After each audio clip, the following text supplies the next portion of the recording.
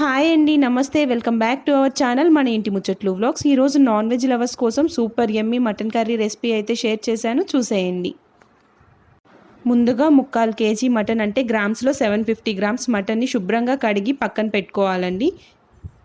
ఇప్పుడు mutton curry కోసం ఒక మీడియం సైజ్ టమాటాని అలాగే 2 మీడియం సైజ్ ఆనియన్స్ని సన్నగా తరిగి పెట్టుకోవాలి. 4 పచ్చిమిర్చిని మధ్యలోకి చీల్చినట్టు కట్ చేసుకోవాలి. కొత్తిమీర తరుగు అలాగే కరివేపాకు రెప్పలు అలాగే 7 జీడిపప్పు పలుకుల్ని నీళ్ళల్లో నానబెట్టుకోవాలి. ఇంకా అల్లం వెల్లుల్లి పేస్ట్ అలాగే ఒక బిర్యానీ ఆకు, 2 దాల్చిన చెక్క ముక్కలు, 3 లవంగాలు, 3 యాలకులు అలాగే షాజీరా ఇవన్నీ కూడా రెడీగా పెట్టుకోవాలి.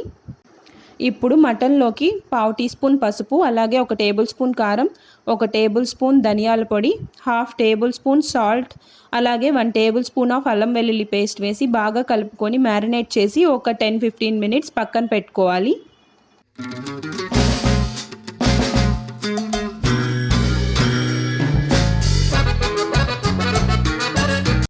స్టవ్ వెలిగించి కుక్కర్ దానిపైన పెట్టుకొని, నేను కుక్కర్లో చేస్తున్నానండి, మటన్ అనేది ఈజీగా కుక్ అయిపోతుంది అనేసి. అందులోకి ఒక 4 టేబుల్ స్పూన్స్ ఆయిల్ యాడ్ చేసుకొని ముందుగా తరిగి పెట్టుకున్న ఆనియన్స్ని గోల్డెన్ బ్రౌన్ కలర్ వచ్చే వరకు ఫ్రై చేసుకోవాలి.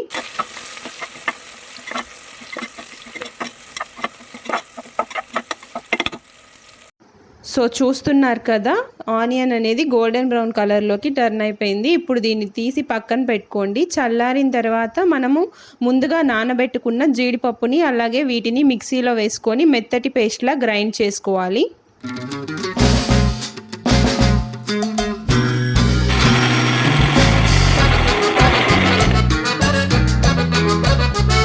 సో ఈ విధంగా పేస్ట్ చేసుకున్న తర్వాత మనం ముందుగా ఆనియన్స్ ఫ్రై చేసుకున్నాం కదా, ఆ ఆయిల్లోనే బిర్యానీ ఆకు, లవంగాలు, యాలకులు, పట్టా, షాజీరా అన్నీ యాడ్ చేసుకొని ఫ్రై చేసుకోండి.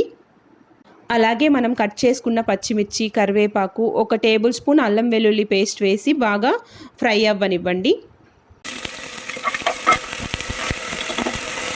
ఇప్పుడు ఇందులోకి మనం ముందుగా మ్యారినేట్ చేసి పెట్టుకున్న మటన్ అయితే యాడ్ చేసుకుందామండి.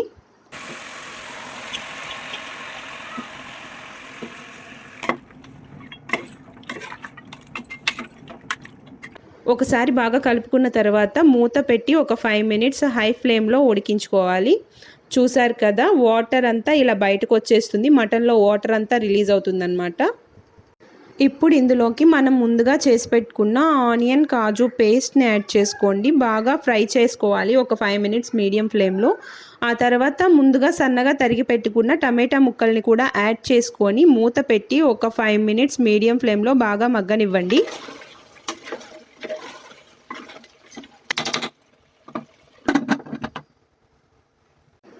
చూస్తున్నారు కదా, మనం యాడ్ చేసిన ఆనియన్ పేస్ట్ అలాగే టమాటాలన్నీ కూడా బాగా కుక్ అయిపోయాయి మటన్తో పాటు.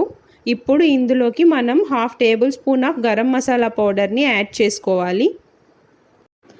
తరువాత ఇందులోకి 1 గ్లాస్ ఆఫ్ వాటర్ యాడ్ చేసుకున్నాను. చూస్తున్నారు కదా, ఈ గ్లాస్తో నేను 1 గ్లాస్ వాటర్ తీసుకున్నాను. మీకు గ్రేవీ ఏ కన్సిస్టెన్సీలో కావాలో ఆ విధంగా వాటర్ని యాడ్ చేసుకోవచ్చు. ఈ టైంలో ఒకసారి ఉప్పు కారం సరిపోయిందా లేదా చెక్ చేసుకొని సన్నగా తరిగి పెట్టిన కొత్తిమీర కూడా యాడ్ చేసుకొని మూత పెట్టి ఒక 7 విజిల్స్ మీడియం ఫ్లేమ్లో ఉడికించుకున్నారంటే మటన్ అనేది బాగా కుక్ అయిపోతుంది. మీరు తీసుకున్న మటన్ కొంచెం ముదురుదై ఉండి ఉడకలేదు అనిపించిందంటే ఇంకొక విజిల్ ఎక్స్ట్రా పెట్టుకోండి. చూస్తున్నారు కదా, నాకైతే బాగా కుక్ అయిపోయింది, బోన్స్ కూడా బాగా కుక్ అయిపోయాయి. గ్రేవీ అనేది కూడా చిక్కగా నాకు కావాల్సిన కన్సిస్టెన్సీలో బాగా వచ్చింది. ఇది రైస్లోకే కాదండి, చపాతీలో కూడా చాలా బాగుంటుంది.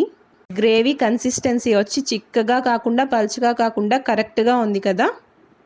సో యమ్మీ యమ్మీ మటన్ కర్రీ అయితే రెడీ అయిపోయింది. ఒకసారి ఈ మటన్ కర్రీ ట్రై చేసి ఎలా కుదిరిందో నాతో కామెంట్ సెక్షన్లో షేర్ చేసుకోవడం అయితే మర్చిపోకండి.